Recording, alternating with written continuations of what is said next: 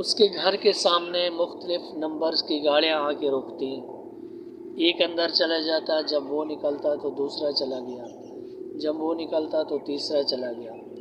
اس طرح محلے والے دیکھ کر بڑے حیران اور پریشان تھے کہ ہمارے یہاں آ کے کون بس گیا ہے۔ آج کی ہماری کہانی ہے کہ اعتراض کرنا اللہ پر ہی چھوڑ دیں، کسی پر اعتراض نہ کریں، کسی پر غلط وہم و گمان نہ لگائیں۔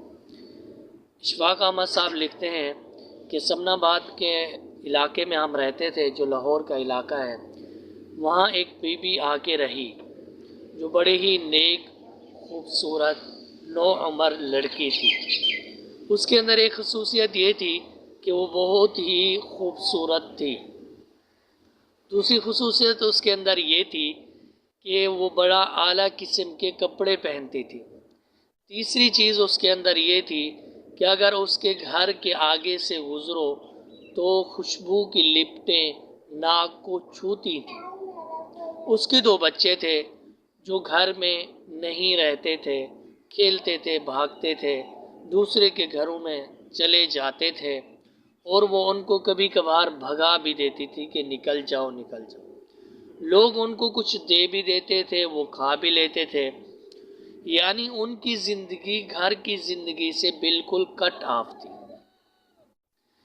اچانک اس کے گھر کے سامنے مختلف نمبرز کی گاڑیاں آ کے کھڑی ہوتی تو محلے والے یہ دیکھ کر بڑے ہی حیران اور پریشان ہو گئے۔ ظاہر ہے جو آپ کا رشتہ دار یا جو آپ کے قریب رہتے، آپ اس کے گھر کی گاڑی کے نمبر کو پہچان جاتے ہیں، لیکن مختلف نمبرز کی گاڑیاں آتی ہیں، اس کے سامنے رکتی، اور وہ ایک جاتا اور دوسرا آ جاتا، پھر وہ نکلتا تو تیسرا چلا جاتا۔ اس قسم کے حالات پیدا ہو گئے تھے، تو کوئی نیک انسان کوئی اچھا نتیجہ نہیں نکال سکتا۔ لا محالہ یہ جو میں آپ کو کہانی سنا رہا ہوں، آپ بھی اس طرح کا کوئی نتیجہ نہیں نکال سکتے۔ آپ کے خیال کے اندر بھی یہی ہوگا کہ یہ اس قسم کی عورت تھی۔ یہ خاتون ایک دفعہ سبزی کی دکان پر گئی اور وہاں جا کے گر گئی، بے ہوش ہو گئی۔ لوگوں نے اسے اٹھایا، چھینٹے مارے اور یہ ہوش میں آئی۔ جب اس کو گھر لے گئے، اسی واقعے کے 3 دن بعد یہ فوت ہو گئی۔ جو مختلف نمبرز کی گاڑیوں والے آتے، اس کو آیا، اٹھایا، اور اٹھانے کے بعد اس کو جو ہے کفنایا، کفن دینے کے بعد اس کو دفنا دیا۔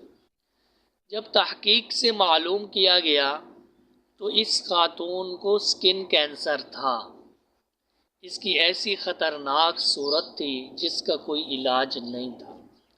یہ جو خوبصورت کپڑے پہنتی تھی اور ہلکے کپڑے پہنتی تھی، اس کے جسم پر ایسے زخم تھے جو کپڑے اس میں چبھتے تھے، اور یہ جو اعلیٰ قسم کی خوشبو استعمال کرتی تھی، یہ اس وجہ سے تھا کہ اس کے زخموں سے بدبو آتی تھی، ان کو ختم کرنے کے لیے۔ رہی بات کہ ان سے ملنے کون آیا کرتا تھا، تو ایک تو ان کا فیملی ڈاکٹر تھا جو ان کو روزانہ حال اور ان کی طبیعت کو چیک کرنے آتا تھا۔ دوسرا وہ شخص تھا جو ایک وکیل تھا جو اس کے شوہر نے مقرر کیا تھا، اور وہ آتا تھا اور اس کے حقوق کی پاسداری کا خیال کرتا تھا۔ تیسرے نمبرز پر وہ شخص تھا جو اس کے خامد کا چھوٹا بھائی تھا، جو آتا اور بھابھی سے حال احوال لینے آتا تھا۔ اور یہ بچوں کو کیوں نکال دیتی تھی؟ اس لیے نکال دیتی تھی کہ جب بھی اس کو دورہ پڑتا تھا تو یہ اپنا کمرہ بند کر لیتی تھی اور بچوں کو کہتی تھی کہ نکل جاؤ نکل جاؤ، کہیں یہ نہ ہو کہ یہ میری صورت، میری حالت دیکھ کر ڈر نہ جائے۔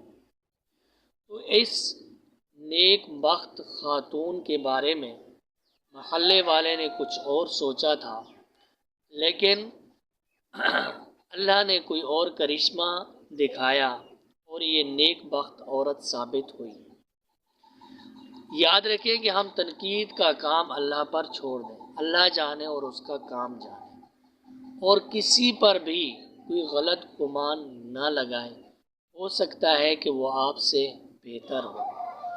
اگر آپ کو یہ کہانی اچھی لگی تو اس چینل ایاز خان کو سبسکرائب ضرور کریں اور بیل آئیکن کے بٹن پر پش کریں۔ اللہ تعالی ہم سب کا حامی و ناصر۔